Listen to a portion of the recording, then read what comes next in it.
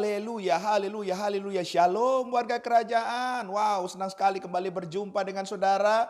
Dimanapun saudara berada, doa saya kiranya setiap kita tetap sehat dan tetap dalam pemeliharaan Raja kita yang sempurna. Katakan sama-sama amin. Haleluya.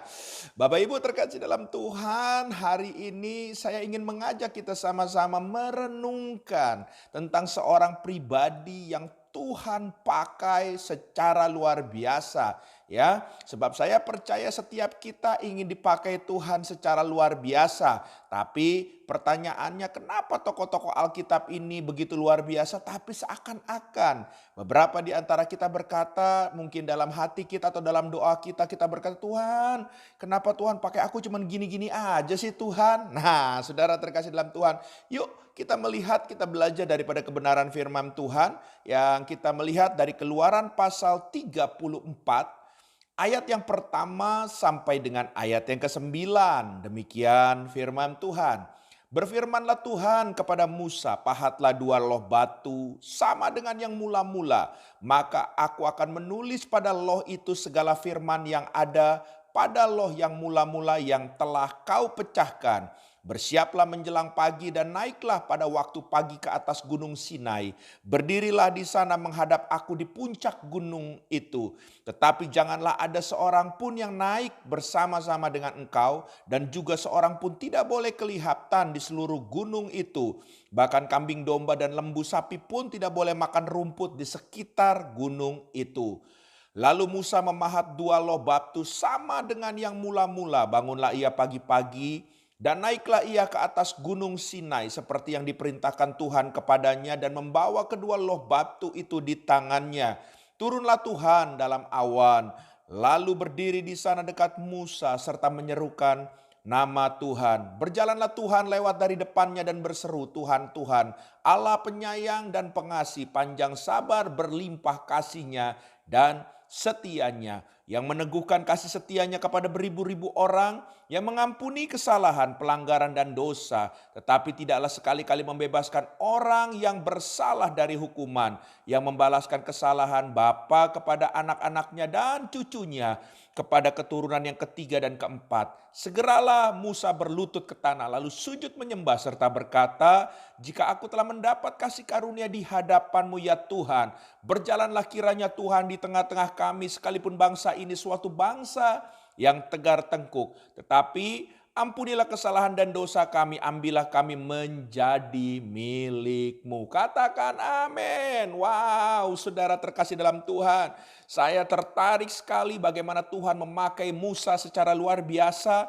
Bahkan kalau saudara lihat di ayat yang ke-9 tadi dikatakan, Musa mendapatkan kasih karunia Tuhan sehingga dia memberanikan diri, dia bernegosiasi dengan Tuhan. Haleluya. Siapakah kita manusia kalau kita bisa sampai berani bernegosiasi sama Tuhan? Ya, dia berani bilang saking dia mendapat kasih karunia Tuhan, dia bilang sama Tuhan, sekalipun bangsa kami ini semuanya tegar tengkuk. Ya, istilahnya dia bilang begini, Tuhan, ampuni kami semua Tuhan, kasih kami sekali lagi kesempatan. Wow, sungguh hebat sekali ya Musa bisa sedemikian dekatnya dengan Tuhan. Ya, bagaimana Musa bisa punya kehidupan seperti itu? Tentunya itu juga adalah menjadi sebuah kerinduan kita.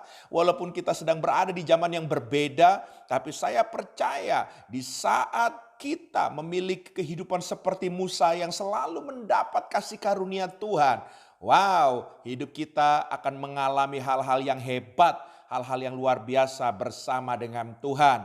Ada beberapa hal yang saya pengen sampaikan bagaimana itu terjadi. Yang pertama, tadi dikatakan Keluaran 34 ayat yang ketiga dikatakan, tetapi janganlah ada seorang pun yang naik bersama-sama dengan engkau, dan juga seorang pun tidak boleh kelihatan di seluruh gunung itu. Bahkan kambing domba dan lembu sapi pun tidak boleh makan rumput di sekitar gunung itu. Apa maksudnya? Saudara, seseorang ingin mengalami perjumpaan dengan Tuhan, saudara harus tahu Tuhan itu kudus adanya.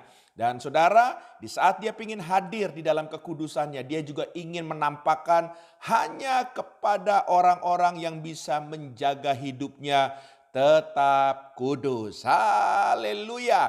Ya, jadi Musa bisa mengalami itu karena dia menjaga hidupnya tetap kudus adanya. Bagaimana kehidupan saudara dan saya hari-hari ini? Haleluya. Ya, biarlah kita menjaga kekudusan yang datang dari Tuhan itu, yang memenuhi kita supaya kita bisa berjalan dalam kekudusan itu, dan saya percaya saudara akan mengalami hal-hal yang hebat, mengalami perjumpaan dengan Tuhan secara pribadi. Yang setuju katakan amin. Wow, haleluya. Yang kedua, dalam Keluaran 34 ayat yang keempat dikatakan, lalu Musa memahat dua loh batu sama dengan yang mula-mula.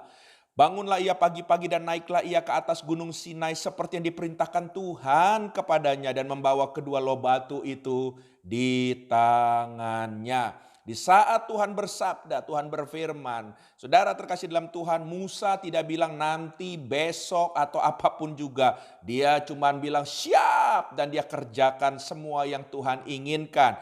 Ini bicara tentang sikap hati taat.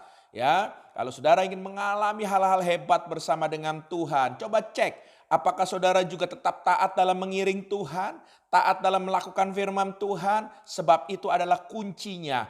Tanpa ketaatan, saudara tidak akan mengalami hal-hal yang hebat. Tapi waktu saudara taat, termasuk saudara taat dengan otoritas yang dipercayakan Tuhan, saya percaya Tuhan akan mengangkat saudara tinggi-tinggi. Yang setuju boleh bilang amin. Haleluya.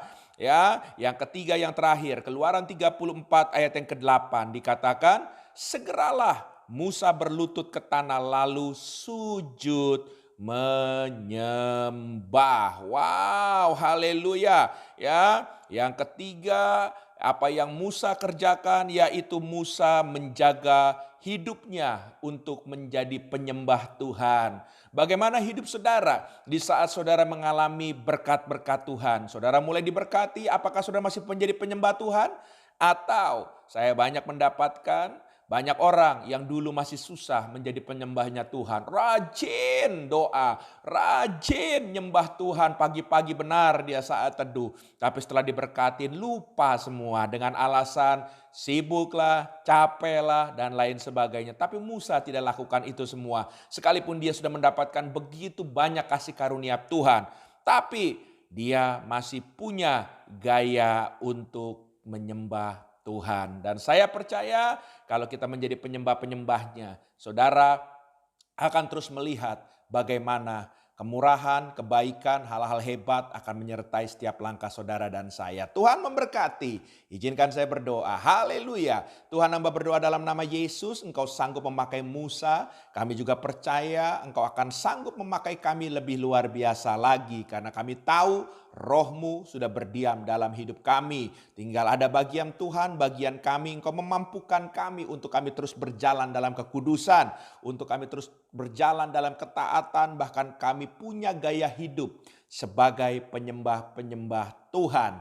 Terima kasih, dalam nama Yesus kami percaya Tuhan menolong kami senantiasa. Amin.